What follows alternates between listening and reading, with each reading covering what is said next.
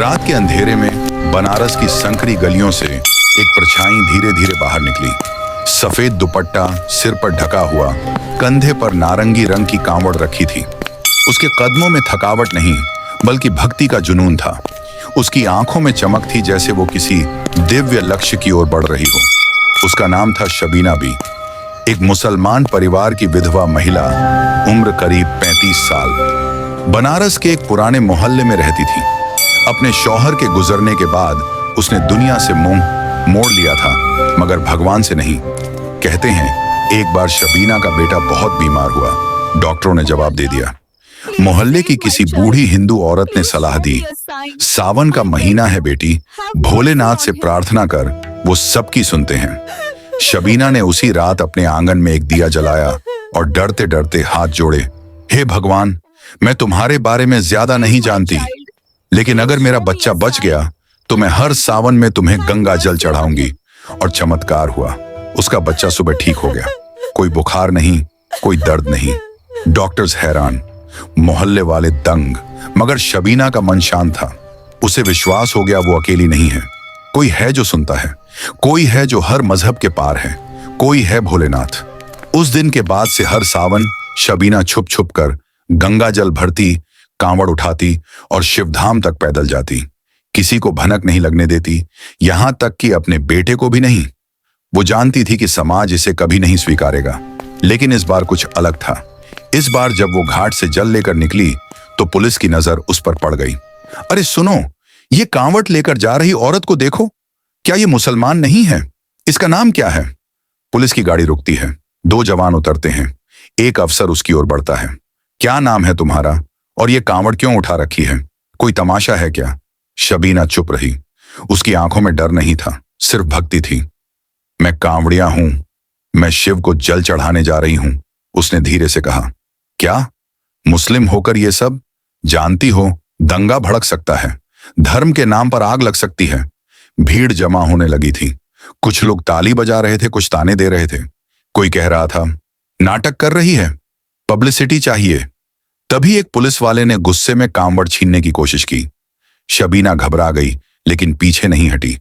वो जमीन पर बैठ गई और आंखें बंद करके मंत्र जपने लगी। AUM नमः शिवाय, AUM नमः शिवाय। चारों ओर सन्नाटा छा गया। लोगों ने सोचा ये तो अब पागल हो गई है, मगर उसी पल एक अजीब सी बात हुई। आसमान में कड़कती बिजली चमकी, हवा में धूल उड़ने लगी और उसी धूल के बीच से एक आकृति उभरने लगी। लोगों की आंखें चौंधिया गईं। वहां कोई साधु जैसी वेशभूषा में खड़ा था, जटाएं बिखरी हुई, गले में नाक, माथे पर चंद्रमा और त्रिशूल हाथ में। कोई पहचान नहीं पाया कि वो कौन था, मगर आंखों में जैसे सारा ब्रह्मांड उतर आया हो। शबीना की आंखें खुली, उसे कुछ महसूस हुआ। उसने देखा सामने कोई दिव्य पुरुष खड़ा है। उसका रोम रोम कांप गया। वो हाथ जोड़कर जमीन पर गिर पड़ी। लोग सहमे खड़े थे, पुलिस वाले कांपने लगे। वो दिव्य पुरुष बोले, जिसे तुम नफरत कहते हो वो मेरे लिए भक्ति है, जिसे तुम मजहब की दीवार कहते हो वो मेरे लिए समर्पण है। ये मेरी भक्त है, इसे कोई नहीं रोकेगा। अचानक तेज हवा चली और वो आकृति जैसे प्रकाश में विलीन हो गई। शांति छा गई। भीड़ धीरे धीरे हटने लगी।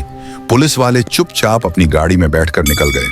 शबीना ने कांवड़ उठाई, आंखों में आंसू थे, होंठों पर मुस्कान। उसके कदम अब और भी मजबूत थे। अब उसे कोई डर नहीं था। उस दिन से वो घटना पूरे इलाके में फैल गई। अखबारों ने लिखा, बनारस में हुआ चमत्कार, मुस्लिम महिला को भगवान शिव ने दिया दर्शन।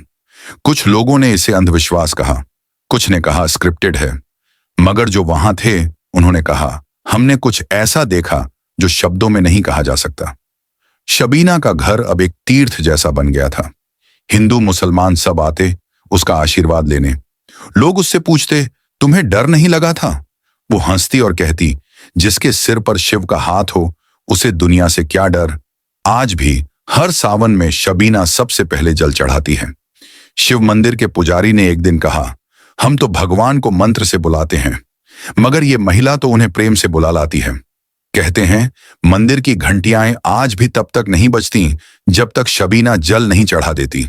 और बनारस की गलियों में जब कांवड़ियों का हुजूम चलता है, कोई कहता है बोल बम, तो भीड़ से एक जवाब जरूर आता है, हर हर महादेव और शबीना भी अमर रहें।